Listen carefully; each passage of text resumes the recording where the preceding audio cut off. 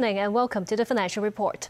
U.S. Federal Reserve Chairman Jerome Powell rarely comments on the U.S. stock market, but was asked on Tuesday how much emphasis the Fed places on market prices.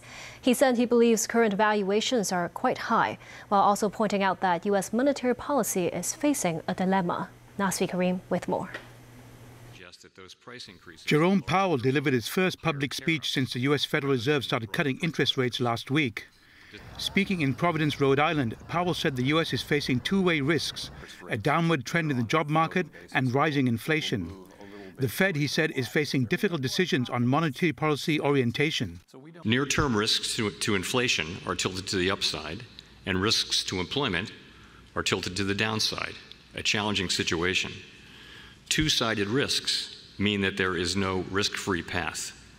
If we ease too aggressively, we could leave the inflation job unfinished and need to reverse course later to fully restore 2% inflation. If we maintain restrictive policy too long, the labor market could soften unnecessarily. When asked whether there would be another interest cut in October, Powell said current rates are still tight and policies will be adjusted based on subsequent economic data and economic development trends. Our policy rate has been tight because inflation has been above our target, but the labor market was very solid. Now, over the last 4 months, really over the summer, the labor market has softened, payroll jobs have dropped a lot, so we can't really say that anymore. And as we go to our next meeting, to your question, we'll be asking ourselves, we'll be looking at the data very carefully, labor market data, growth data, inflation data, all of the vast quantities of data that we get, and asking ourselves, is our policy in the right place? And if not, we move it there. Some commentators say that Powell's remarks suggest there's room for further rate cuts this year if officials judge that recent labor market weakness outweighs inflationary pressures. In addition, Powell also made rare comments on the stock market, warning that U.S. stock valuations are quite high. We see that the banks are well capitalized. Actually, in the aggregate, households are in good shape financially. I know people at the bottom end of the income spectrum are under pressure. No question about that. But it's not a time of elevated financial stability risks. But you're right. It by many measures, for example, equity prices are fairly highly valued.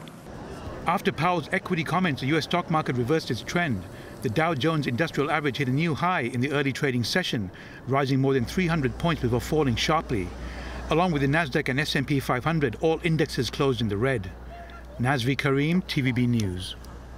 The Hang Seng Index closed up 1.37% to 26,518 points. Rallying in tandem, Hang Seng Tech Gauge up 2.53% to 6,323.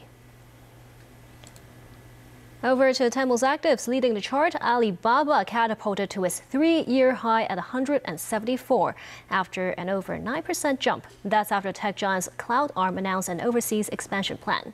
Tencent meanwhile rose $13 or 2%. SMIC soared to its record high at $76.75 with a rally of $4 or 5%.